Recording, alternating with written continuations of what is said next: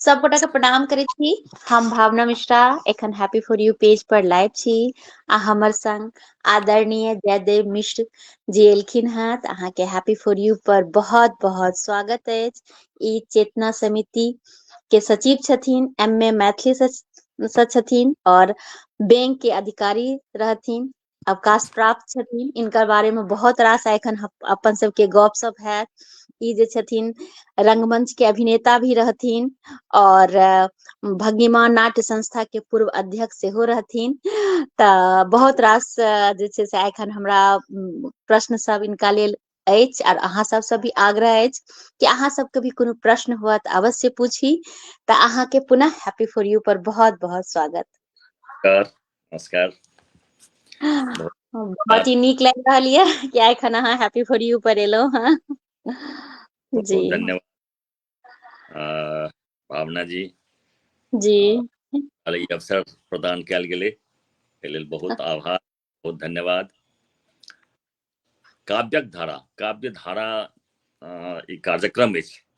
जी जी जी ई कार्यक्रम काव्य धारा सुनते देरी हमरा जे मन में अबैया जी महर्षि वाल्मीकि के जी जखन ओ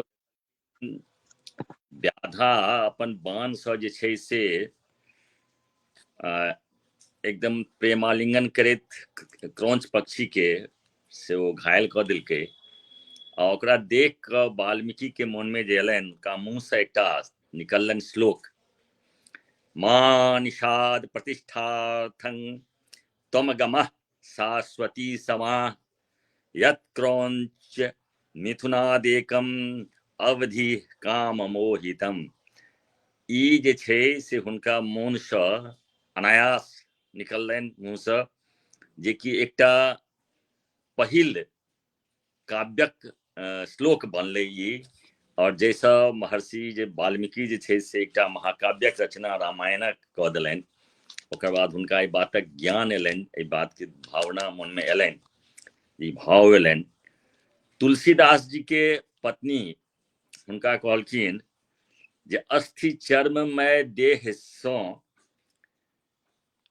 अस्थि चर्ममय देह यह तासों ऐसी प्रीत, ने कुछ होती राम से तो काहे भवभीत।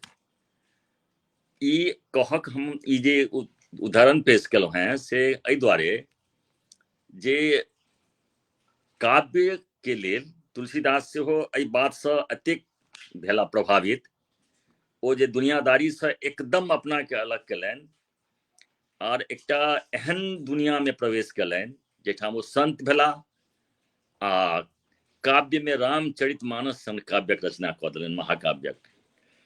तऽ ई जे छै से भावना के भाव के एक्चुअली जे वास्तव में जे झंकृत करै छै, ओ जे कोनो परिस्थिति बनै छै, ओ भाव जे छै से शब्द भऽ कऽ प्रकट होइ छै, वाक्य भऽ कऽ प्रकट होइ छै। और ओ शब्द और वाक्य जे छै से करै छै काव्यक रचना, या कहू तऽ साहित्यक रचना। ओ साहित्य में काव्य में होय, गद्य में होय, अन्य कोनो विधा में होय, लेकिन ओ जे छै से भाव के छै दिन छै, भावक इच्छा, भाव के ई जे प्रवाह छै से अत्यधिक गतिमान छै, अत्यंत शक्तिमान छै, एकर शक्ति असीमित छै। ई एकर अहाँ गंगोत्रियो में ई शक्ति नहीं छै जे ओ जे जल प्रवाह होइ छै गंगा जी के, जे प्रवाह एहि काव्यक धारा में होइ छै, जे मतलब जहन निकलै छै कोनो जुड़ल भावना से, एहि तरहक भावना तिरेक होइ छै आ तखन ओ काव्य बनि कऽ फूटै छै आ निकलै छै। तऽ ओ जे छै से एकटा अलग, आ एकर तऽ गतियो तते छै, किया तऽ ई तऽ निकलै छै एकदम सूक्ष्म अदृश्य एकटा चीज छै शरीर के अंदर, जकरा लोक आइ तक देखलकै या नहीं। आत्मा, मौन जकरा कहै छियै, मौन कहियो, ओतऽसँ ओ उत्पन्न होइ छै, जेकर कोनो खजाना के कोनो मापे नहीं छै जे ओ कते टा के छै, लेकिन ओहिसँ निकलै छै तऽ अथाह निकलै छै, असीमित निकलै छै, और ओ प्रवाह बनल रहै छै। ओकर मूल में ओ भाव होइ छै कि भाव एहिठाम जेहन उत्पन्न हेतै तेहन निकलतै भाव। वो भाव निकल सकै छै हास्य के, वो भाव निकल सकै छै करुण के। अगर कोनो कारुणिक स्थिति से ई भाव उत्पन्न भेलैया तऽ करुणा निकलतै, जँ कोनो हास्य से भेलैया उत्पन्न भेलैया तऽ हास्य निकलतै। एहि तरहक जे छै ई भाव एहि तरहक झंकृत होइ छै, तऽ ई काव्य धारा अहाँके एहि तरहे बढ़ैया। और भाव एकर पाछू छै, आ भाव से भावना जी छथि, तऽ भावना जी एहिमे लागल छथि, तऽ काव्यक धारा के अहिना प्रवाह चलैत रहतै। हम कवि नहीं छी, हम साहित्यकारो नहीं छी, एहि बात मानव में हमरा कोनो संकोच नहीं अछि, परंतु एकटा बात अछि जे हम साहित्य प्रेमी जरूर छी। हम साहित्य से, कविता से, या साहित्यक अनेको जैसे नाटक छै ओहो साहित्य छै, नाटक के बहुत बेसी हम रहलहुँ हैं प्रिय, नाटक में बहुत भाग लेलहुँ हैं। ओकर बाद कविता पढ़ऽ के से शौक बहुत रहल बचपन से। हम बचपनों में जे कोनो कविता पढ़ने छी से सब एखनो दू चारि लाइन फट सकैए। ओ चूंकि कविता के प्रति एकटा होइ छै। बिल्कुल बिल्कुल, हम चाहब कि बचपन के जे कविता अहाँ का बहुत प्रिय हुआ तो 2 लाइन भ जाए सुना देल जाए आग्रह। हम सब तऽ मैथिली में एकटा कविता पढ़ैत रहियन। जी जी जी। घसल अठन्नी कहै छै, बाज उठल घसल अठन्नी बाज उठल, हम कतय जाओ अब लम्ब पाओ, कहै छै ने हन हन खन खन खन खन बिर्रो उदंड पछवा प्रचंड। ई जे छै से कविता उस समय में पढ़ैत रहिए। वो घसल अठन्नी में एक ठाम वो लिखै छथिन कवि, मखना मखना केलकौक भगल ला बेत हमर, मौगी के चरित्र तो की जन्मे, हम जिंदगिए बितेलहुँ एही सब में। आइयो हुनकर ओ हुनकर भाव, हुनकर कविता के हम ई 8वां 9वां क्लास में मैथिली में पढ़ाई होइत रहे, समय में 23 समय के ई कविता पढ़ल अछि। लेकिन आइ एकटा कविता हम यात्री जी के चुनि कऽ रखने छी, जे हम चाहै छी हम पेश करी। स्वागत स्वागत, बिल्कुल मिथिला, स्वागत। वो मिथिला के वंदना छी। वाह, बहुत ही सुंदर। प्रभावित तऽ कविता में या हुनकर साहित्य में बहुतो गोटे कयलनि हैं। मैथिलियों में खासकर हिंदी में से बहुत रास कवि छथि, जेना दिनकर, मैथिली शरण गुप्त, बहुत रास, जयशंकर प्रसाद से लऽ कऽ ओकर बादो बहुत। लेकिन जे मैथिली में यात्री जी हमर बहुत सबसँ, महाकवि विद्यापति के तऽ कोनो बाते नहीं छै, हुनकर तऽ जे रचना छनि से एकदम कंठकहार छै, सब जन जन के कंठहार बनल छै। परंतु इम्हरका में जे आधुनिक मैथिली जकरा कहू, ताहिमे जो अगर छनि तऽ यात्री जी के कविता से बहुत प्रभावित करै छै। एहि दुआरे प्रभावित करै छै, हम कनी ट्रेड यूनियन के दिस सेहो छी, तऽ ओ की छै ने, यथार्थक चित्रण करऽ में एकदम कनिको संकोच नहीं करै छथिन, कतौ कंजूसी नहीं करै छथिन, यथार्थक चित्रण एकदम हूबहू उतारि दै छथिन, एकदम जहिना के तहिना।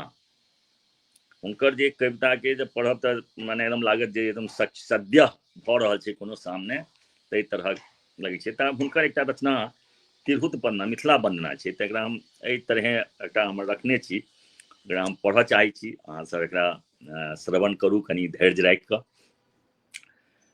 हे तिरहुत हे मिथिले ललाम, हे तिरहुत हे मिथिले ललाम, मम मातृभूमि सत सत प्रणाम, तृण तरु शोभित धन धान्य भरित, अपरूप छटा छवि स्निग्ध हरित, गंगा तरंग चुंबित चरना, सिर शोभित हिमगिरी निर्झरना, गंडकी गावत दहिना जहिना, गंडकी गावत दहिना जहिना, कौशिकी नाचत बामा तहिना, धेमुरा त्रियुगा जीवच करेह, कमला बागमती सौ सिक्त देह, अनुपम अद्भुत तब स्वर्णांचल, की कीन फुलाय फड़य प्रतिफल, जय पतिव्रता सीता भगवती, जय पतिव्रता सीता भगवती, जय जय कर्म योग रत जनक नृपति, जय जय गौतम जय याज्ञवल्क्य, जय जय वात्सायन जय मंडन, जय जय वाचस्पति जय उदयन, गंगेश पक्षधर सन महान, दार्शनिक छला क्षति विद्यमान, जग भर विश्रुत अछि ज्ञान दान, जय जय कवि कोकिल विद्यापति, जय जय कवि कोकिल विद्यापति। हे तिरहुत हे बहुत ही सुंदर, अद्भुत और बहुत ही नीक लागल। और सबगोटा से हम आग्रह करब कि लाइव से जुड़ू और लाइव के आनंद उठाओ, और कोनो प्रश्न हुआ तऽ अहाँ सब अवश्य पूछ सकै छी। तऽ हम चाहब जे जेना अहाँ चेतना समिति के सचिव छी तऽ कनिटा हम चाहब कि चेतना समिति के बारे में भी जे छै से लोग सबके बताबियो कि अहाँ केना जुड़लहुँ और एकरा बारे में अहाँ कोन चीज अहाँके आकृष्ट करलक जे ई संस्था से अहाँ जुड़लहुँ और मैथिली साहित्य के भविष्य कतबा सुरक्षित अछि तऽ सेहो हम चाहब कि कनि अहाँ अपन विचार दियौ। चेतना समिति मूल रूप से मिथिला और मैथिली जे शीर्षस्थ प्रतिनिधि संस्था अछि 1954 ईस्वी में 18 जुलाई के एकर स्थापना भेलै और से स्थापना में श्री वैद्यनाथ मिश्र यात्री जी जिनका नागार्जुन हिंदी में कहल जाइ छनि, ओहि टाइम में जयनाथ मिश्र जी, सुरेश्वर बाबू, सुशील बाबू, विद्यालंकार जी, अनेकों और विद्वान लोकनि जे मिथिला के 101 पद पर सेहो रहत, बढ़िया उच्च पद पर विद्वान सेहो रहत, सब मिलकर एकटा संस्था के निर्माण कयलनि पटना में, जकर उद्देश्य यह रहे जे संपूर्ण मिथिला के संस्कृति और साहित्य एकरा केना संरक्षण भेटतै, एकरा केना संरक्षित कयल जेतै, एकर संवर्धन केना हेतै, एकरा में चेतना केना जगतै, एहि चिंतन के एकटा फलस्वरूप एकटा संस्था स्थापित भेलै, ओकर नाम भेलै चेतना समिति। और चेतना समिति नामो एहि दुआरे राखल गेलै जे चेतना जगबाक काज करतै। ई एकर नाम कोनो मैथिली संस्कृति संस्था या मिथिला भाषा संस्था से नहीं कयल गेलै, एकर कयल गेलै जे ई चेतना समिति हैत, एकर काज हेतै संपूर्ण मिथिला के चेतना जगायब। सर्वभाव से मतलब जे मिथिला में रहय वाला जतेक छथि सब मैथिल छथि, ओ चाहे कोनो धर्म के, कोनो जाति के, कोनो वर्ग के होथि, मिथिला में रहय वाला मैथिली भाषी सब छथि से सब मैथिल छथि। ओहि समस्त मैथिल के कल्याण केना हेतै, ओहि समस्त मैथिल के विकास केना हेतै, ओहि समस्त मिथिला के संस्कृति केना संरक्षित हेतै, केना सुरक्षित रहतै, केना संवर्धित हेतै, साहित्य के केना विकास हेतै, एहि चिंतन से चेतना समिति के गठन भेलै। और चेतना समिति 72 साल से एहि काज के अपन उद्देश्य में लागल अछि, बहुत रास काज केलक अछि, आ एखन बहुतो रास काज बाकी छै, करबाक छै। चेतना एकटा एहन चीज छै जे हर स्तर पर, हर स्टेज पर ओकर आवश्यकता पड़ै छै, किया तऽ समय तऽ परिवर्तनशील छै, हर चीज बदलल जाइ छै, राजनीति बदलै छै, परिवेश बदलै छै, नया संस्कृति में परिवर्तन आबि छै, नव जनरेशन के अबैत देरी नया बात आबि जाइ छै। तऽ चेतना अब हर वर्ग में तरह के काज छै, ई कहियो संपन्न हुए वाला नहीं छै। तऽ चेतना समिति के काज एखनो बहुत शेष छै।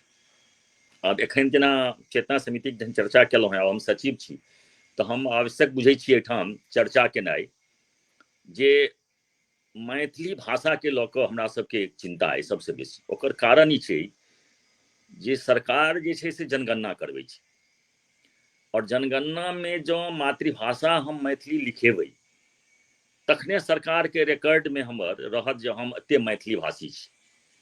बिल्कुल अगर बिल्कुल हम मातृभाषा नहीं लिखेबै तऽ हमर संख्या जे छै से ओ नहीं हेतै। आ से पिछला जनगणना सबमें भेलैए जे मातृभाषा मैथिली बहुत लोक नहीं लिखेलखिन, तकर कारणे एखनो हमरा सभक संख्या बड्ड कम देखायल जा रहल है सरकार में मैथिली भाषी लोकनि। तऽ एहि बेरका जनगणना से हमरा सबके मार्च अप्रैल से शुरू भेल जा रहल अछि। शुरू में तऽ जनगणना के छै कार्यक्रम, शुरू में 2-3 महीना 4 महीना रहतै जे ओहिमे मकान संपत्ति ई सभक होइ छै, लेकिन ओकर बाद जे एतै ताहिमे मातृभाषा वाला एतै, तऽ मातृभाषा केना एक एक व्यक्ति मिथिला के एक एक आदमी अपन मातृभाषा के लिखावत, ओहिमे जनगणना में मातृभाषा मैथिली लिखावत, एकर सबसे पैघ एखन हमरा सबके जिम्मेवारी अछि। आ ओहि लऽ कऽ हमरा लोग ओहि लऽ कऽ हमरा लोकनि अपने लोकनि से सेहो अपील जे केओ जुड़ल छी या जतऽ तक अहाँके पहुँच छै, जतऽ तक ई संस्था पहुँचैए काव्य विधारा के लऽ कऽ, हम चाहब जे ओहिठाम तक ई बात हमर जाय जे अखन जे जनगणना हैत ताहिमे मातृभाषा के रूप में मैथिली निश्चित रूप से सब एक एक लोक एक एक व्यक्ति लिखाबैत। एक एहि लऽ कऽ हमरा सभक किछु कार्यक्रम सेहो अछि। हमसभ मार्च अप्रैल में शुरू करऽ चाहै छी एकटा जागरण यात्रा। ई जागरण यात्रा के उद्देश्य रहत जे जते जिला मुख्यालय अछि, हमरा मिथिला क्षेत्रक जते जिला अछि, ओहि सब जिला मुख्यालय में पहुँची एकटा रथ यात्रा के रूप में।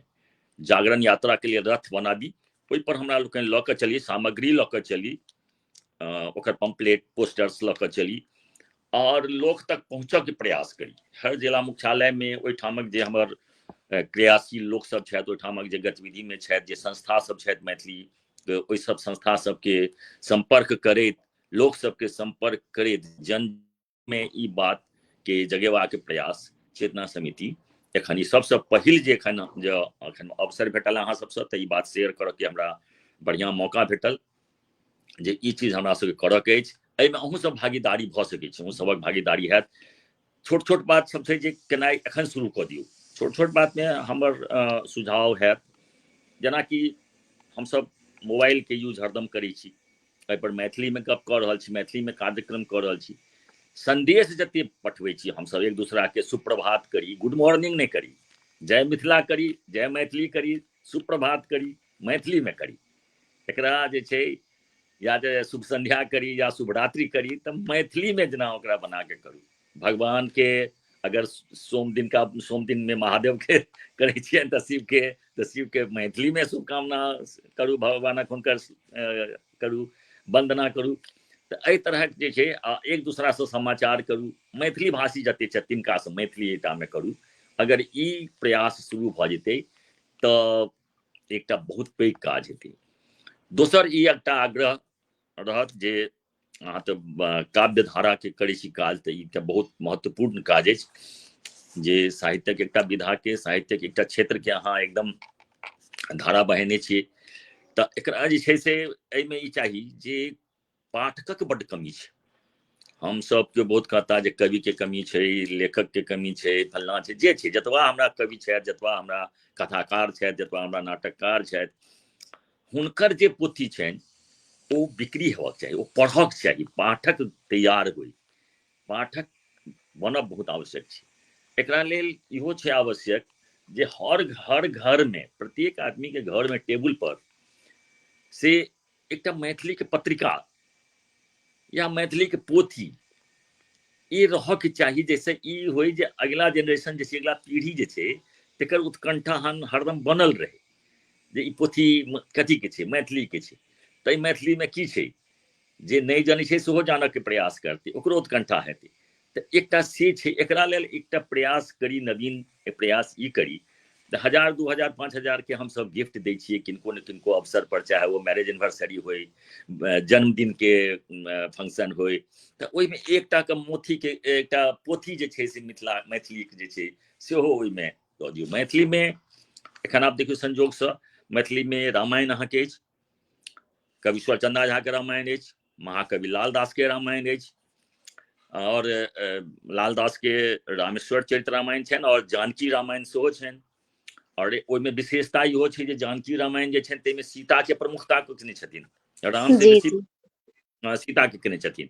तऽ हमरा सब अपन जे मिथिला के गरिमा छथि, सीता छथि, हमर सबक आइकन छथि, हुनका हमसब मानै छी।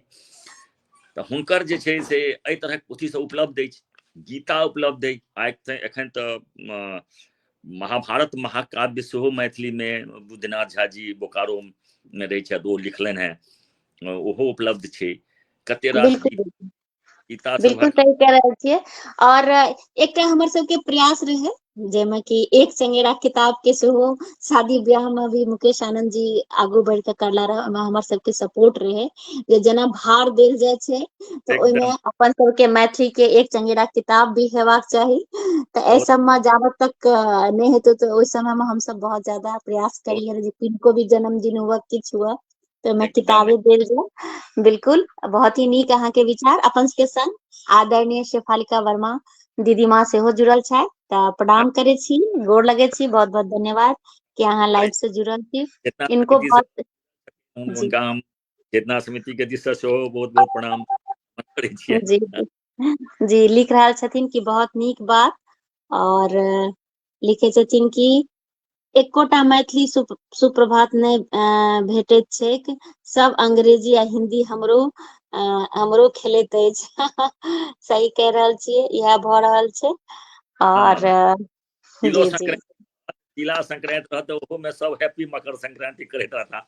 अरे तिला जी जी संक्रांति जी जुड़ जुड़ शीतल में करू या कोनो औजत अबे नहीं पाबनो सब एक विशेष सब अछि, सब में सबक व्यंजन सब सेहो एक से एक अछि। तो एहि तरहे ओकरा जे छै से बढ़ावा देवा के प्रयास जे छै चेतना समिति एहि सब विषय में सोच किछु और बात करक चाहे छी अहाँ सब संगे 2 मिनट अगर चेतना समिति पर प्रश्न केलहुँ हैं बिल्कुल बिल्कुल स्वागत। दू चारि शब्द खास कऽ एतेक एकटा मैथिली के बहुत नीक हस्ती छथि शेफालिका जी, वो जुड़ल छथि एखन और वो सुनि जी रहल छथि, हुनका बड़ जरूर एहि बात के एहन प्रसन्नता हेतनि जे चेतना एहि सब तरह कोनो सोचि रहल है, किछु कार्यकर्ता सब सोचि रहल छथि। चेतना समिति एकटा साहित्यिक महाकुंभ के सेहो आयोजन करऽ चाहि रहल अछि, जाहिमे शेफालिका वर्मा जी सन सबके हमरा आवश्यकता हैत और खाली हुनके नहीं भावना मिश्रक सेहो आवश्यकता बुझायत। तऽ जे काव्यक धारा में जुड़ल जतेक छथि तिनको सभक आवश्यकता बुझायत ओहिमे। तऽ ओहिमे छै से एकटा साहित्यिक महाकुंभक भऽ सकैए जे 2026 में हमसब एकटा आयोजन करब और प्रति माह आब हमसब एकटा साहित्यिक गोष्ठी प्रति माह शुरू करऽ बला छी। एहि महीना से शुरू भऽ जायत जे प्रति माह चाहे वो साहित्यिक गोष्ठी कविता पर हो, कथा पर हो, नाटक पर हो, आलोचना पर हो, कोनो पर हो, लेकिन साहित्यिक गोष्ठी हुए, ओहिमे चर्चा हुए और ओहि पर जे विस्तृत हैत कलेक्शन हैत, संग्रह हैत, जे हमरा सबके ओहिमे विचार विमर्श वाला चीज सब ओकरा सबके फेर पुस्तकाकार सेहो कऽ कऽ ओकरा प्रकाशितो करबाक प्रयास करब। तऽ एहि तरहक साहित्यिक संगीतक सेहो कार्यक्रम हमसब प्रति माह शुरू कऽ देलहुँ हैं। एहि जे सरस्वती पूजा बीतल है ताहि दिन से प्रति माह संगीत संध्या चेतना समिति के ओ शुरू कऽ देलहुँ हैं। ओहिमे अपन जे गीतनाद गाबऽ वाली सब छथि या गाबऽ वाला सब छथि, जे कलाकार बच्चा सब, छात्र छात्रा सब जिनका सबके संगीत से रुचि छनि, ओ सब आबथि एहिठाम गीत गाबथि। ओही में सँ हमसब चुनब जे के प्रतिभा आगू बढ़ायल जा सकैत छथि, किनका हमसब कनिक सपोर्ट कऽ दियनि, मदद कऽ दियनि, कनि आगू बढ़ैत एहि तरहक। तऽ ओ संगीत संध्या, तऽ संगीतक सेहो कार्यक्रम। और एहि साल एकटा बड़का ओहू से पैघ नमहर नमहर एकटा उद्देश्य अछि जे मिथिला भवन में तृतीय तल के निर्माण एहि बेर भऽ रहल अछि। तृतीय तल में मात्र 3टा हॉल बना रहल छी हमसब, जेकरा में उद्देश्य अछि जे एहि सालसँ ओहिमे साहित्यक, संस्कृत, संगीतक, कला के सभक प्रशिक्षण केंद्र ओहिठाम खुजत।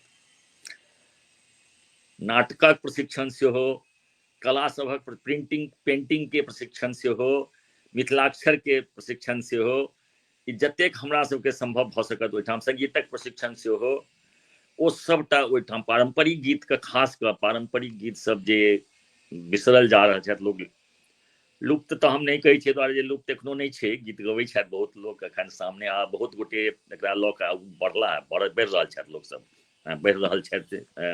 गाँव देहातमे बुझायल कनि सुनगुनी भेलैए, तऽ ओ छै, लेकिन ओकरा बढ़ेबाक छै, पारंपरिक गीतके सेहो विशेष प्रशिक्षण। तऽ ई सबटा कार्यक्रम एहि साल 2026 में हमरा सबके अछि जे एकरा हम सब करी। और ई अगर सबटा भऽ जाइए तऽ हमरा सबके लगैए जे कार्यक्रम एकटा क्षेत्र जे चेतना समिति के काज छै तकरा पूरा भऽ सकतै। और एकटा हमरा सबके पुस्तकालय अछि। अहाँ भावना जी आयल छी कि नहीं चेतना समिति से तऽ नहीं हमरा पता अछि, नहीं, विद्यापति हम नहीं आ सकलहुँ, हम नहीं एलहुँ हैं जी।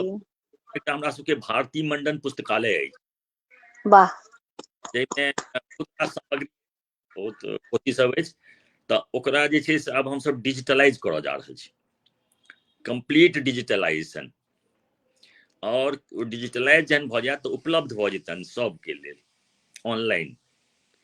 और लाइव पुस्तकालय के एकटा क्रियाशील शो करब, ओकरा प्रतिदिन समय एकटा निर्धारित कऽ कऽ जे एतबा बजे एतबा बजे तक पुस्तकालय खुजत, एतबा काल में जे आयब अपन पोथी लिअ पढ़ू, ओहिठाम वाचनालय जकाँ तो ओहि सब ई सेहो कार्यक्रम ओहि पुस्तकालय के जो उपयोगिता छै, ई नहि जे खाली पोथी जमा केने छी से नहि, ओकर प्रयोग होय, ओकरा पढ़ैत जिनका सब लेल उपयोगी छनि, खास कऽ कमीशनमे छै, मैथिलीके विषय देने छै यूपीएससी वगैरह सबमे, तऽ ओ जे पोथी सब हुनका उपलब्ध भेटतनि, ओहिठाम ओ पढ़ि सकै छथि, या ऑनलाइन उपलब्ध रहतनि डिजिटलाइज भेलाके बाद, तऽ ओ सब सामग्री सब एकर प्रयास चलि रहल छै।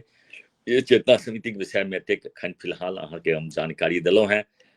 और भावना जी, हम एहिठाम और काव्य धारा में अपन की कहि सकै छी? बहुत ही सुंदर। देखियो अहाँ कहने रही कि हम की इतना दिन, देखियो अपन सबके आधा घंटा केना बीत गेल, हमरा ने अथी अहूँ के हमरा ने लागे अनुभव भेल है कि आधा घंटा लगभग अपन सबके भ गेल है, तऽ एनहिये समय केना बीत जाय छै ओ लागे छै जे एकदम हो सकैए जी जे के हमर एहिमे भाग लेनाइ काव्य धारा में से जी हमर हुनक टर्निंग पॉइंट किछु हुए, भऽ सकै किछु बिल्कुल रचना, बिल्कुल किछु बिल्कुल हमर बिल्कुल बिल्कुल ज्ञान अंदर से भाव जागे, और भाव शब्द बन कऽ निकले, किछु एहन किछु आखिर से लिखे, आखिर जी जी जी बिल्कुल बिल्कुल लोक सब जिनका सबके कर्णप्रिय लागनि, ओ नीक जी बुझाइन।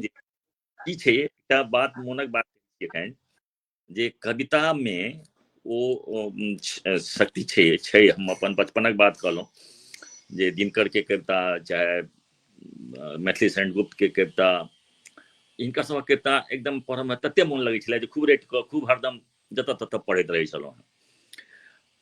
रश्मि रथी होय, तऽ ई सब जेना लगै छलै हरिवंश राय बच्चन के कविता, तऽ ई सब एहि दुआरे जे मोन के कतौ ने कतौ छुबै छै। जे चीज अहाँके हृदय के छुबि गेल, ओ अहाँके जल्दी बिसरत नहि, ओ बेर बेर मोन हैत ओकरा जे ओकरा अहाँ पढ़ी, ओकरा सुनी, ओकरा गुनी, ताहि तरहक बात। कए ठाम भाषण देबऽ, चूँकि हम ट्रेड यूनियन के नेता छी, तऽ भाषण ताषण दैत रहै छी हरदम, तऽ ओहि सबमे कोटेशन में काज होइत रहैया बहुत रास। तऽ रश्मि रथी के या मैथिली सेनगुप्त के लाइन सब जे छनि से बड़ा यूज में अबै छै, अधिकार खोकर बैठ रहना, या महादुष्कर्म है, या दिनकर जी के लाइन सब रश्मि रथी के छनि से तते बढ़िया बढ़िया सब छै जे कोटेशन में अबै छै, तऽ बड्ड नीक लगै छै ओसब पढ़ऽ में। लेकिन मैथिली में जे एखन आधुनिक कविता, हमरा सबके संयोग से एहन अइ जे कवि सम्मेलन सेहो करै छी, कवि सब अबै छथि, कवियत्री सब सेहो अबै छथि, तऽ फ्रेंकली स्पीकिंग एहि पर किनको खराब नहीं लागनि जे 10 में से एके दूटा कविता एहन बुझाइए अबैया जे माने प्रभावित कऽ सकै, ओ मस्तिष्क पर, मन पर पूरा अपन छाप छोड़ि सकै। बाकी बस ठीक छै, कविता छै तऽ थोपड़ी बजा ली छै, से वाला बात से भऽ जाइ छै। तऽ कने एखन एकर कारण हमरा जे शुरू में हम कहलहुँ हैं बात, जे हम वाल्मीकि जी के उदाहरण आ तुलसीदास जी के कहलहुँ, ओ जे भावना छै ओतऽ से निकलै छै भाव, ओ जहन निकलै छै भऽ कऽ बनै छै ई चीज, तऽ ओकर एकटा छाप अलग होइ छै, ओ एकदम साफ दिखाई पड़ैत रहै छै केना लिखै छथिन। एना यात्री जी के दूटा लाइन छनि, ओ तऽ हिंदी में लिखने छथिन, अकालक वर्णन पर लिखै छथिन, धुआं निकला घर के बाहर कई दिनों के बाद, अहाँ सब पढ़ने हैब, धुआं निकला घर के बाहर कई दिनों के बाद, मतलब एकदम स्पष्ट बुझाइ छै जे अकालक केहन रहै स्थिति, जो घर में चूल्हा नहीं जरलै कतेको दिन। एक लाइन कहलखिन, ओहिमे सारा अर्थ बुझऽ में आबि गेलै जे ओ की छै ओकर वर्णन, जे ओकर बाद अहिना बहुत रास बात सब अबै छै। हुनकर एकटा दूटा अथी हम एहिठाम रखलहुँ हैं, अहाँके हम चाहै छी जे कनि ओकरा हम चर्चा करी, अहाँके समय हुए अगर तो हम चर्चा करी ओकरा। बिल्कुल बिल्कुल, स्वागत स्वागत। समय के देखियो ओहिठाम हिंदी में लिखने छथिन, कई दिनों तक चूल्हा रोया चक्की रही उदास, कई दिनों तक कानी कुतिया सोई उसके पास, कई दिनों तक लगी भीत पर छिपकलियों की गश्त, कई दिनों तक चूहों की भी हालत रही शिकस्त। ई हालत चले, मतलब अकाल एहन भेल चले, दाने आए घर के अंदर कई दिनों के बाद, धुआं उठा आंगन से ऊपर कई दिनों के बाद, चमक उठी घर भर की आंखें कई दिनों के बाद, कौए ने खुजलाई पांखें कई दिनों की बात। ई कविता के ई लाइन के पंक्ति के छाप एक बेर जे पढ़ लेलक तकरा वो हमेशा के लेल भाई वो वर्णन वो दृश्य एकदम साफ साफ बुझाइत रहे छै। काव्य के बिल्कुल बिल्कुल हमरा बिल्कुल लग बिल्कुल धारा करै छी ने तऽ काव्यक धारा धारा एहने जोड़कर प्रभावित है, कमजोर धारा बिल्कुल सही कहलिए, बिल्कुल धारा कहली जोड़ जी। जोड़ के। तऽ एहि लेल हम अहाँके बहुत बहुत धन्यवाद दै छी। और और यात्री कतेक हुनका मने ई रहनि ओ हुनका यात्री एहि दुआरे कहल जाइत रहनि जे ओ सबठाम घुमैत रहै छलखिन हेँ, बाहरो गेलखिन, श्रीलंका गेलखिन, देश भरि में, तें हिंदियो में बहुत रचना सब हुनकर छनि, एक से एक रचना सब छनि। लेकिन दूरदृष्टि हुनकर एहन रहनि जे ओ मिथिला के जे छै से ओहि समय पुरिजन परिजन के छोड़ि छाड़ि एहि बातक पातिल फोड़ि फाड़ि हम जा रहल छी आन ठाम, माँ मिथिले हमर अंतिम प्रणाम। तऽ माँ मिथिले हमर अंतिम प्रणाम कहि कऽ ओ जे कहलखिन पुरजन परिजन के छोड़ि छाड़ि पुरहर पातिल के फोड़ि फाड़ि, से आइ देख रहल छियै पुरहर पातिल सब जे छै से भऽ रहल छै। बिल्कुल बड़का बड़का होटल बुक होइ छै, पैसा छै सबके, कर्ज छै, सब कुछ छै, ओहिमे बड़का बड़का होटल में वो सबटा अबै छै, ओ अपन सबटा फिट कऽ दै छै, सिनेमा कलाकार जकाँ दुल्हा दुल्हन जे छै से जाइ छै, लड़का लड़की एक दूसरा के जयमाल कऽ देलक भऽ गेलै, और फिर तकर बाद फिर विवाह तिवाह जे छै से प्रक्रिया जे छै से वो बेसी डिपेंड करै छै वीडियोग्राफर पर, जे ओ कतबा काल में वीडियोग्राफर कतबा काल में ओकरा अलाउ करै छै जे ई विध खत्म करू, किया तऽ ओकरा जतऽ पूरा वीडियो नहीं बनते ताबे तक वो आगू नहीं बढ़ देते। तऽ से छै परिस्थिति। खैर एही परिस्थिति में हम सब साहित्यिक चर्चा करै छलहुँ हैं। बिल्कुल बिल्कुल देखियो अपन सबके संग आदरणीय भीमनाथ झा चाचा जी सेहो जुड़ गेला हैं, प्रणाम करे छी, गोर लगे छी। प्रणाम। जी जी हिनके सभक जे छनि धरोहर, एकरा हम सब सम्हारो में कते सफल हैब, ई तऽ लेकिन हिनका सबसँ आशीष चाही जे एकरा धरोहर के हम सब सम्हाल कऽ राखि सकी। हिनकर सभक रचना, हिनकर सभक काव्य, हिनकर सभक जे छनि कयल, से सब तऽ बहुत मैथिली के लेल छै। लिख रहल छथिन कि यात्री जी के कवि के बहुत सुंदर वाचन, तऽ बिल्कुल सही कह रहल छियै। तब बहुत धन्यवाद। तऽ जेना हमरा अनुभव भेल हैं कि अहाँ के कलम से भी किछ शब्द निकलले हैं, तऽ हम चाहब कि अगर किछ लिखने छी तऽ हमरा सबके जरूर सुनाबियौ। दूओ चारि लाइन किछो जे अहाँ कहलिए कि भऽ सकैए कि काव्य धारा में रहैत रहैत हम दू चारि शब्द किछ अपनो भाव के प्रकट करी, तऽ हम चाहबै जे किछ जी मोन होइ छै लिखऽ जी के, मन जी चंचल छै, मन ततेक चंचल छै ने जे जी स्थिर नहि होइ छै। हमर भाव के समेट कऽ एकठाम आनऽ में या ओकरा शब्द देबऽ में, वाक्य देबऽ में से नहीं भऽ पबै छै। हम एकरा करब, अपना के केंद्रित करब। हम अहाँके जरूर कहै छी जे हम खास कऽ अपन रचना लए एक दिन हम ही आग्रह कऽ कऽ अहाँके कहब जे हमरा एक बेर फेर बजा लिअ, जँ भीमनाथ बाबू के आशीर्वाद भेट गेल और मैडम शेफालिका वर्मा जी सब एहन हमरा सुनि रहल छथि, हुनकर सभक आशीर्वाद भेटल तऽ भऽ सकैए दू चारि लाइन हम लिख दे जाय, किछु पाँति तैयार भऽ जाय तऽ हम अहाँके सुना के जायब। ओना जिंदगी में की छै, एकटा किछु बात दू चारि लाइन के मन में भाव अछि जे कहै छै जे पयलहुँ से चाहलहुँ नहीं, जे चाहलहुँ से पयलहुँ नहीं, जे चाहलहुँ से पौलहुँ नहीं, आ जे पौलहुँ तकरा चाहलहुँ नहीं। जे चाहलहुँ से पौलहुँ नहीं, आ जे बिल्कुल पौलहुँ सत्य तकरा सत्य चाहलहुँ नहीं।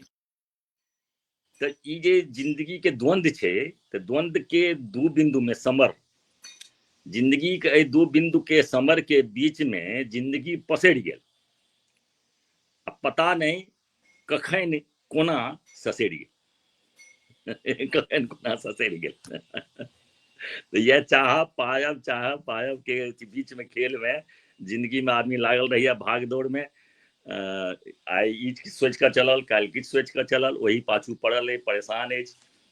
लक्ष्य प्रतिदिन बदलैत रहै छै, चेंज होइत रहै छै। आइ किछु प्राप्त भऽ गेलै तऽ ओहिसँ कनेक और अधिक प्राप्त करबाक इच्छा बनल रहि जाइ छै। और एकटा होइ छै चॉइस, जिंदगीमे अहाँ कोन क्षेत्रके पकड़लहुँ, केना ओहि क्षेत्रमे अहाँ अपन काज केलहुँ। अब ट्रेड यूनियनमे हम अपनाके एक्सेलेंस मानै छियै, दुआरे जे हम बैंकमे ज्वाइन केलहुँ तऽ हम प्रमोशनके नहि प्रेफर केलहुँ, हम लीडर बननाइ प्रेफर केलहुँ। तऽ लीडर बननाइ प्रेफर केलहुँ, ओहिमे हमरा बेसी मोन लागल। अब ओतौ बड़का द्वंद्व छै, ओतौ द्वंद्व की छै, आइए छलैए बैंकमे हड़ताल। अहाँसभ अगर छी एहि दुनियामे बैंकके काज सबके पड़ैए, आइ बैंकमे हड़ताल छलैए, गेल छलहुँ हेँ तऽ मैनेजमेंट जे छै हमर से आइ पुलिस बजा लेलक जे हम खोलबे करब बैंक। तऽ हमसभ जे छै से मजबूर भऽ कऽ अपन जनरल मैनेजरके नहि, हर हड़तालमे रोकि लै छलियै, आब नहि रोकि सकलियै। तऽ ई मोनमे द्वंद्व छै जे वोट देबऽ कालमे जाइ छियै जखन तऽ कमल छाप पर दऽ दै छियै। वएह सरकार आइ जहन पुलिस पठा देलक तऽ अहाँ ओहिठाम आब इनकलाब जिंदाबाद करू आ जे करू। तऽ ई जिंदगीके द्वंद्व छै। एकठाम अहाँ ट्रेड यूनियन चॉइस केने छी, दोसर दिस सनातन छी, सनातनी छी, पसन्द अबैया, हमरा मोनके सूट करैया, तऽ वोट देबऽ कालमे कमल छापके दऽ दै छियै। तऽ ओकर नीक आ बेजाय सबटा सिरोधार छै ने जिंदगीके, तऽ एकरा कम्प्रोमाइज कहियौ। बिल्कुल बिल्कुल। तऽ हम चाहब जे कनिटा अहाँ अपना बारेमे हमरा सबके बताबियौ कि अहाँके पढ़ाई लिखाई केना भेलै, कतऽ अहाँके गाम भेलै, कनिटा अहाँके बारेमे हम चाहै छी जे विस्तार से हमरा सबके केना अहाँ जे छै से बैंक मे कार्यरत भेलियै, केना अहाँके जे छै से मैथिली से एते लगाव भेल और मैथिली के संस्था सबसे जुड़लियै, तऽ कनिटा एहि पर जे छै से प्रकाश डालियौ। हाँ, ई बात बढ़िआँ अहाँ कहलहुँ, जकरा ई कहऽमे लागत हमरा जे हम बहुत बाल्यकालमे पटना, हमर जेठ भाई रहथिन आर्यावर्तमे। आर्यावर्त प्रेसके नाम सुनने हेबै अहाँ। आर्यावर्त तऽ इंडियन नेशन बिहारक सबसे लीडिंग पेपर रहे। आर्यावर्तमे रहथिन भाई साहब, वो हमरा 6ठा क्लासमे पढ़ैत रहियै तखने हमर गाँव भेलै सौराठ। और सौराठ में रही ओहि समय में 6ठा क्लास में पढ़ैत रही, तऽ लोहा हाई स्कूल में पढ़ैत रही। ओकर बाद हमर भाई साहब के इच्छा भेलनि जे नहि, ई गाम में ठीक से पढ़ै नहि छथि, बढ़िआँ से नहि पढ़ै छथि, तऽ से दुआरे हिनका पटना लऽ जेबनि। तऽ ओहि समय में पटना जे छै से कोनो दिल्ली बम्बई से कम नहि हमरा लेल। ज्ञान नहि रहे, बुझिए पटना जायब एहि प्रसन्नता में। तऽ भाई साहब संगे पटना एलहुँ और 67 ईस्वी में हम पटना एलहुँ। आइ हमरा जे छै से 58 बरस पटना में पुरि गेलै, 58 ईयर्स। लेकिन हमर मैथिली पर एकर कोनो असर नहि अछि। हमर बाजब भूकबसँ, हम जे लिखब ताहिसँ कतहु अहाँ मैथिलीमे हमर कोनो अशुद्धि नहि पाबि सकै छी। कोनो स्कूलमे हम पढ़लहुँ, एहिठाम मिलर हाई स्कूलमे पटनामे, कॉलेजमे पढ़लहुँ AN कॉलेजमे। ओकर बाद संजोगसँ एतहि बैंकमे ज्वाइन केलहुँ, पंजाब नेशनल बैंकमे ज्वाइन केने रही। 37 साल नौकरी कऽ कऽ आब रिटायरो भऽ चुकल छी। ओकर बाद बाल बच्चा परिवारमे अपन लागि गेलहुँ। मैथिलीसँ प्रेम रहै, मैथिली हम शुरुओमे रखलहुँ, इंटरमे रही तैयो मैथिली रखलहुँ 50 नंबरके, ग्रेजुएशनोमे रहलहुँ, फिर मैथिलीसँ MA केलहुँ। बादमे हम साइंस ग्रेजुएशन केलहुँ, लेकिन मैथिलीसँ फेर MA केलहुँ। मैथिली पोथी सबके राखऽके, पढ़ऽके एकर सभक शौक रहल, मैथिली सब ध्यान रहल। और रंगमंच के अभिनेता चूँकि हम रही, तऽ मैथिली रंगमंच भंगिमा संस्थाके शीर्षस्थ लोक सब जे रहथि, ओ सब हमरा आकर्षित कयलनि, ओ सब हमरा बजेलनि भंगिमामे। तऽ भंगिमा संस्थाके थ्रू हम नाटक सब केलहुँ, रंगमंच केलहुँ। रंगमंचसँ ई लोकप्रियता एहन भेल जे चेतना समितिमे, विद्यापति भवनमे लोक सब जानऽ लगला। से फाइलका जे पूछ रहल छथि कोन साल पास केलनि BA हम पास केने छी 78 में। हाँ, BA हम पास केने छी 78 में। हम मोबाइल राखि देने छी आगू, असलमे हम एकरा एहिपर टाइप नहि कऽ रहल छी, मैसेज एम्हरसँ रिप्लाई नहि कऽ रहल छी हम। मैथिलीके MA केलहुँ बादमे, हम बैंकमे ज्वाइन केलाके बाद। तऽ भंगिमाके थ्रू हम जे छै से विद्यापति भवनमे जाय लगलहुँ, तऽ ओहिठाम चेतना समितिमे लोक सबसँ बेसी पॉपुलर भऽ गेलहुँ। और ओहिठाम एकटा एहन समय एलै जे ओहि समयमे ओहिठाम जे ट्रेजरर रहथि मल्लिक जी, तिनका कोनो एहन मजबूरी भऽ गेलनि जे व्यवस्थासँ ओ छोड़ि देलनि ओ ट्रेजररके पोस्ट, कहलखिन जे हम रिजाइन करै छी, हमरा आब नहि हैत, पारिवारिक परिस्थिति किछु। तऽ हम ओहि समयमे अध्यक्ष रहथि विवेकानंद झा जी और श्री उमेश मिश्र जी सचिव रहथि, तऽ ओसभ हमरा बजा कऽ कहलनि जे अहाँ जे ई कोषाध्यक्षके काज करितहुँ तऽ नीक होइता। तऽ ओहीसँ हम चेतना समितिमे जुड़ि गेलहुँ, मेंबर बनि गेल रही 2010 से 2008-9 में मेंबर बनि गेल रही। 2019 में हम एहिमे ट्रेजरर भऽ गेलहुँ। ट्रेजररके रूपमे जे छै से काज केलहुँ हैं 6 साल। तऽ काज लोक सबके पसन्द एलनि, बढ़िआँ बुझेलनि जे नीक काज कऽ सकै छथि, करै छथि। तऽ एहि बेर जे भेलै पिछला 2025 में चुनाव भेलै, ताहिमे ई भेलनि जे सचिवके पदमे अहाँ करू। तऽ अवसर भेटलै तऽ सचिव बनलहुँ हैं। आब किछु सचिवके रूपमे किछु काज कऽ कऽ देखाबी से इच्छा अइ। और साहित्य एहिठाम एकटा अवसर अछि हमरा जे साहित्यकार लोकनिसँ संपर्क होइए। एहिठाम डॉक्टर रमानंद झा रमन, कथाकार अशोक, ये सब रेगुलर अबै छथि, गंगेश जी, तऽ बहुत गोटे छथिन। और साहित्यकार लोकनिके सम्मानित कयल जाइ छनि एहिठाम। तऽ ओहिमे बहुत नव नव रचना, नव नव साहित्यकार सब अबै छथिन।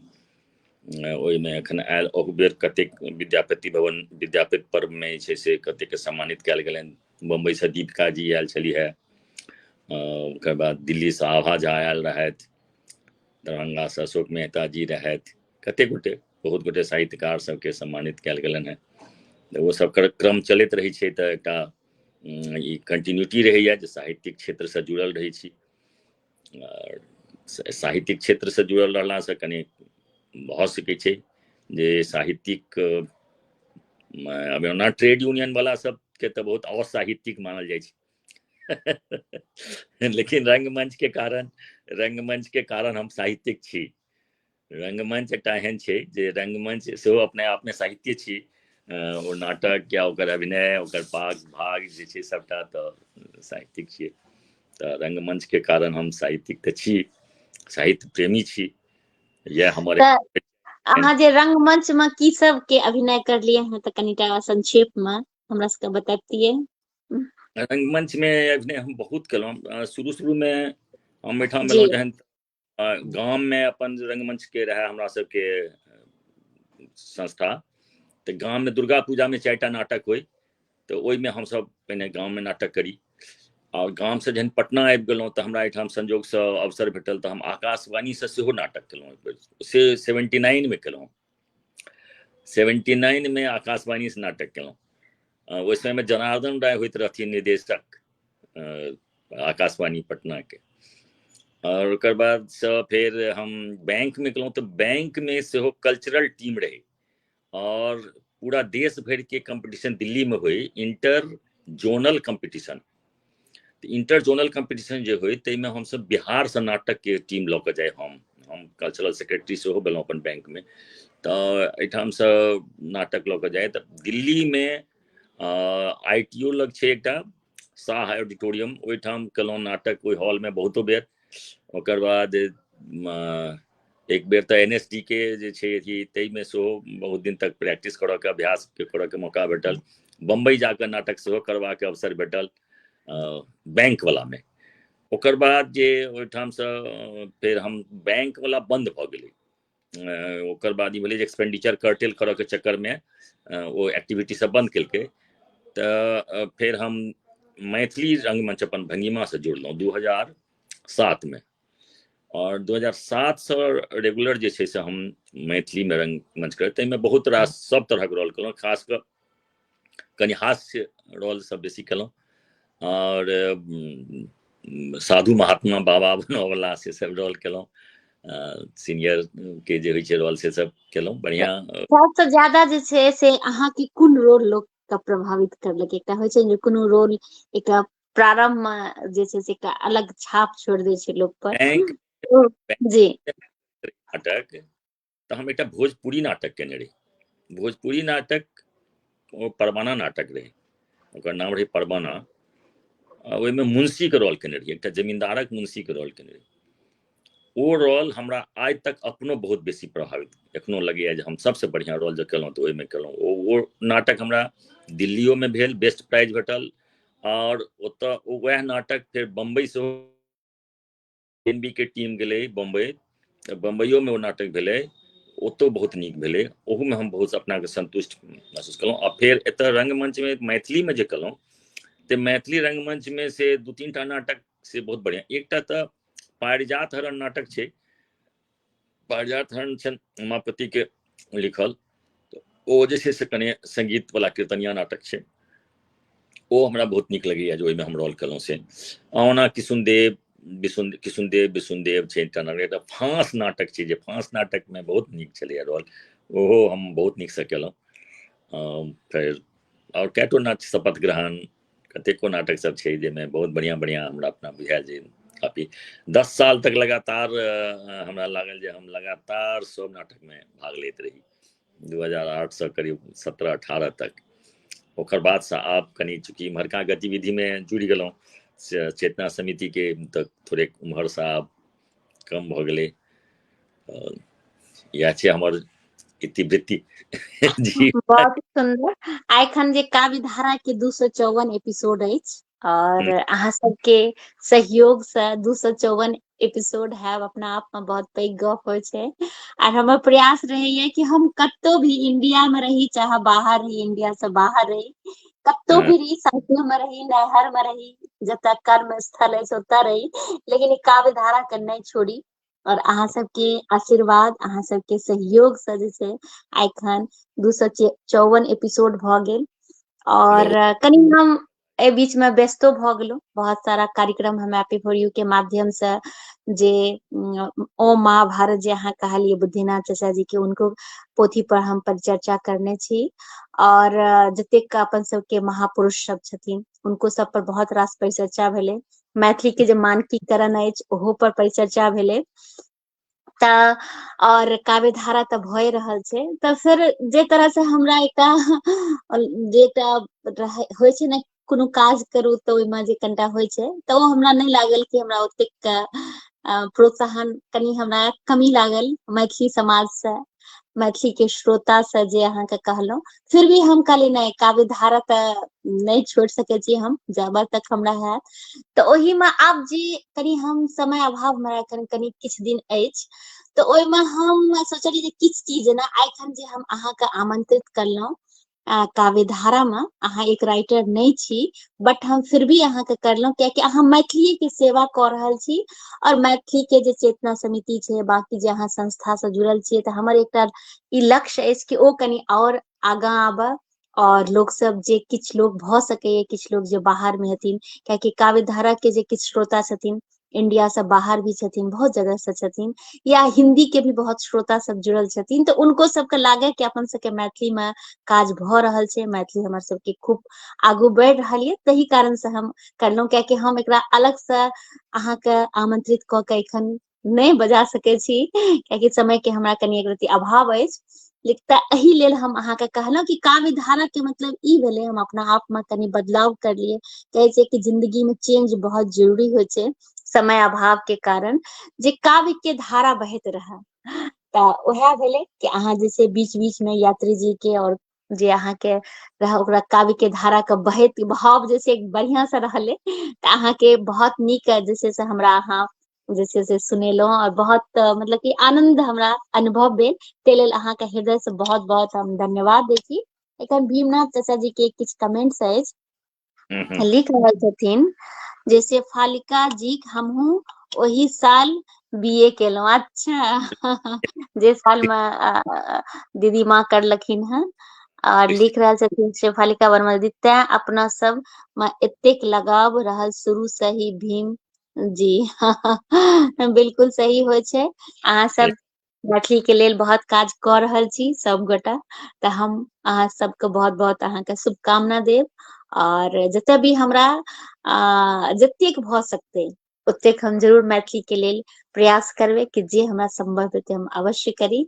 ई हम ऑनलाइन अहाँ सबसे कह रहल छी। हम अपन वचन से पीछा नहीं, हम कनी एगो जिद्दी किस्म के छी जे जखन कोनो चीज ठानि लै छी तऽ ओकरा हम छोड़े नहीं छी, चाहे हमरा कतबो बाधा आबै छै तऽ इएह छै। ताहि लेल हम सब गोटे से क्षमा चाहब कि जे छै से अहाँके भी कनीटा हल्का सा लागैत रहे कि हम कवि नहीं छी, तऽ हम एहि लेल अहाँके तरफ से भी सब श्रोता के बता दै छियै कि हम एहि लेल अहाँके आमंत्रित करलहुं।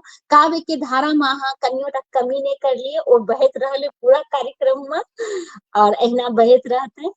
तऽ हमर जे आब जे अहाँ से प्रश्न अछि जे एखन जे अहाँ शुरू में जहन अहाँ मैथिली के यात्री जी के रचना ई सब अहाँ सुनैत रहिए, पढ़ैत रहिए, आ एखन जे अहाँ मैथिली के विकास देख रहल छियै, तऽ दुनू में अहाँके की अनुभव अछि, कतबा कम बेसी की अहाँके अनुभव अछि से हम चाहब कि अपन जे छै से विचार व्यक्त करियौ।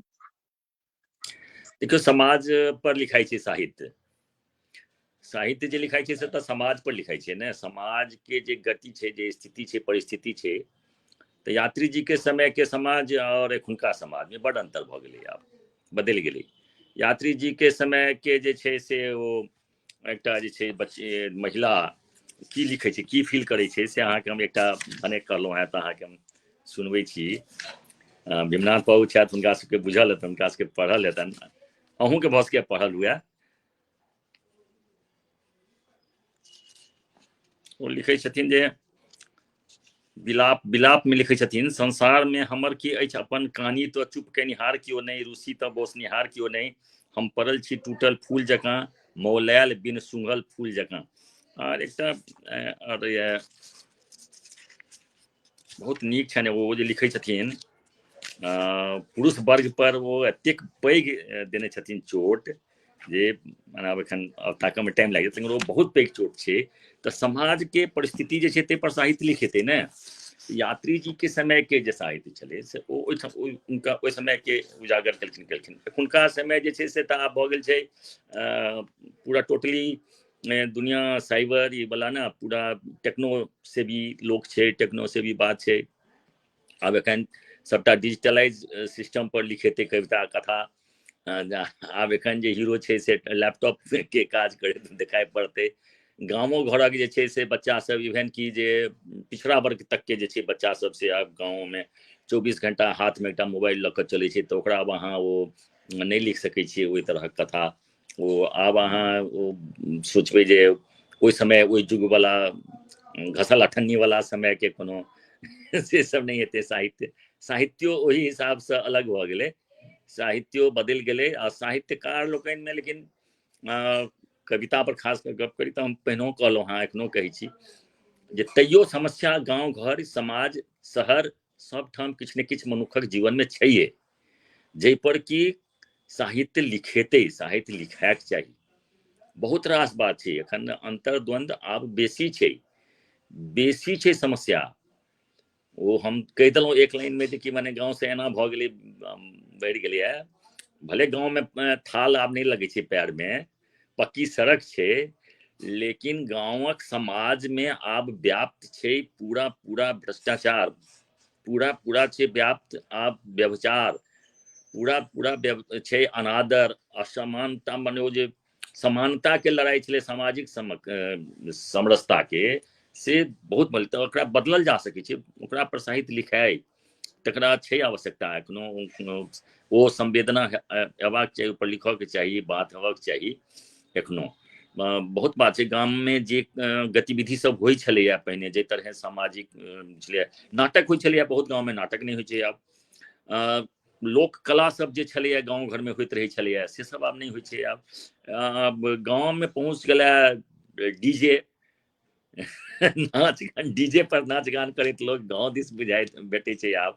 तऽ समस्या एखनो छै, ओकरा उजागर करऽके एखनो यात्री जी केओ भऽ सकै छै जे एहि सब चीज पर चोट करैत।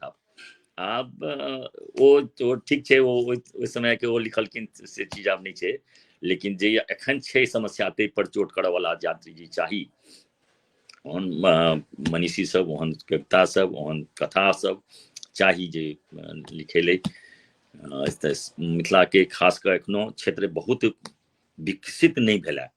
मिथिला के जे हिसाब से बौद्धिक क्षमता छै, मिथिला के जे हिसाब से मिथिला के माटि में एकटा विशिष्ट गुण छै माटि पानि में, ओकर प्रतिफल कहाँ छै, नहीं दिखाई पड़ै छै मिथिला के। वो एकटा राजनीतिक सब एकटा देखा दै छथि जे अहाँके एकटा एयरपोर्ट दऽ देलहुँ हैं, बातो सही छै जे आइ पुणे बम्बई दिल्ली कलकत्ता से आबऽ वाला के लेल बहुत आसान भऽ गेलनि हैं, फ्लाइट से अबै छथि। लेकिन फ्लाइट खाली देलासँ नहि होइ छै, एखनो गाँव के कोनो आदमी के हार्ट अटैक होइ छै तो टाउन से में नहीं पहुँच पबै छै, गाँव से शहर नहीं पहुँच पबै छै, एखनो वो चिकित्सा नहीं भेट पबै छै, एखनो लोग के वएह छै सरकारी अनुदान पर, सरकारी पैसा पर। बहुत चीज छै, बात छै, एखन आत्मनिर्भरता के ढोल पिटाई छै, लेकिन आत्मनिर्भरता कते छै से एक नहीं छै। बहुत रास एखनो छै काम में। आब पैसा जे छै सरकारी फंड हम सब तो मने जाइ छी एखन एहिठाम चर्चा कर कि नहीं करी, लेकिन साहित्यकारक लेल मसाला छनि, भऽ सकै छनि जे ओ देखैत ओ ओकरा चीज सब चीज के उजागर कऽ सकै छथि, ओ आनैत ओकरा एहि सब पर पटल पर जे सब घटना गाँव घर में होइ छै, शहर में होइ छै एखनो, जकरा लोकक मने झकझोरा वाला साहित्य के तो हम शुरू में तय वाल्मीकि के झकझोरलकन क्रौंच पक्षी आ तुलसीदास के झकझोरलकन उनकर पत्नी के गप, तो महाकवि महाकाव्यक रचना कऽ देलनि। लेकिन अगर ओ झकझोरा वाला बात सब एखनो लोग के झकझोरे तो बहुत रास भऽ सकै छै, रचना भऽ सकै छै, एखनो काज भऽ सकै छै, करै छथि कते गोटे, लिखै छथि कते गोटे, स्वतंत्र लेखनी में विश्वास रखै छथि जे निष्पक्ष स्वतंत्र विचार लिखी। लेकिन बहुत गोटे एहनो छथि आब एखन जे हमरा बुझाइए जे कोनो ने कोनो पहिने सब मन में ई बात राखि कऽ चलै छथि जे कोनो ने कोनो पुरस्कार हमरा भेट जाए, कोनो ने कोनो सम्मान भेट जाए, ताहि लेल एकटा किछु लिख कऽ करी, काज करी।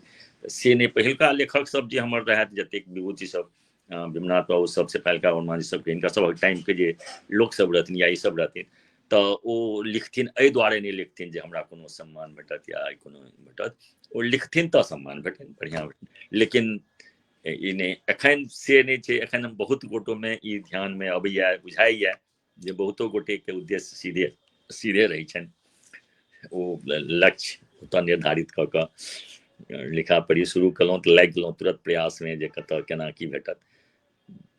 तऽ से छै एकटा क्रिटिक्स के रूप में हमर आलोचना बुझता सब, लेकिन माफी चाहै छी, पब्लिक प्लेटफॉर्म छै, एहि पर एना कऽ बेबाक बाजऽ के छै नहीं, लेकिन हमरा अहाँ पुछलहुँ तऽ ई बात कहलहुँ हैं जे एहि सब तरहक छै बात। बहुते नीक नीक गप करलियै। देखियो आब तऽ 1 घंटा भी भऽ गेल अपन सबके लाइव के समय के पंख होइ छै और केना बीत जाइ छै पता नहीं चलै छै। तऽ किछु अगर अहाँ कोनो एहन किनको रचना या किछु अहाँ लिख के अगर राखने हुई तऽ हमर आग्रह कि सुना दिअ, कियाकि आब लाइव के समाप्त करे के समय भऽ रहल अछि। तऽ किछु एना अगर अछि तऽ हमरा सबके सुना सकै छी। एकटा देखने रही जी महाकवि लाल जी मिथिलाक जी मिथिलेक वर्णन से खत्म करी। जी जी जी हाँ बिल्कुल, जे अहाँके इच्छा, अगर दुनू सुनाबै लेल चाही तऽ अहाँ सुना सकै छी। अगर हाँ किछु दूटा अगर किछु लिख के राखने छी तऽ अहाँ दुनू सुना सकै छी। एना कोनो नहि छै कि एकदम 6 बजे नेट लाइव खत्म कऽ दी, एना नहि, कनि मनी आगू पीछा भऽ सकैया, ओहि लेल कोनो दिक्कत नहि छै। हमरा लग अपना अपन कोनो मटेरियल अछि नहीं, तहन जी जी तऽ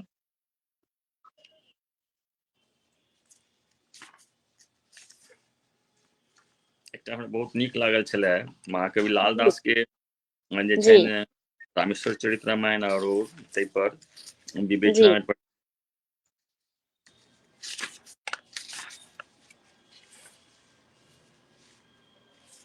केशकर ठाकुर जी सेहो जुड़ गेला हैं, लिख रहल छथि, वाह बहुत जयदेव बाबू। बहुत नीक, बहुत बढ़िया। हाँ, प्रणाम करै छी, सर, हमरो तरफ से प्रणाम करै छी जी। प्रोफेसर साहब के नमस्कार।